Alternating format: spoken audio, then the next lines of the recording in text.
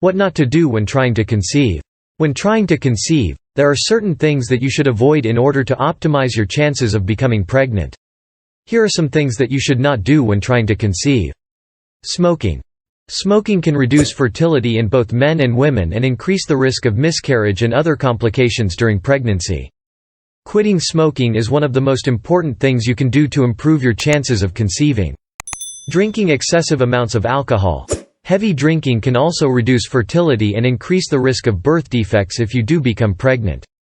If you do choose to drink, it is recommended to limit your intake to 1 or 2 drinks per week. Using recreational drugs. The use of recreational drugs can also reduce fertility and increase the risk of birth defects.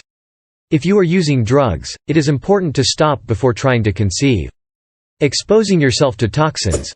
Exposure to certain toxins such as pesticides and lead can reduce fertility and increase the risk of birth defects.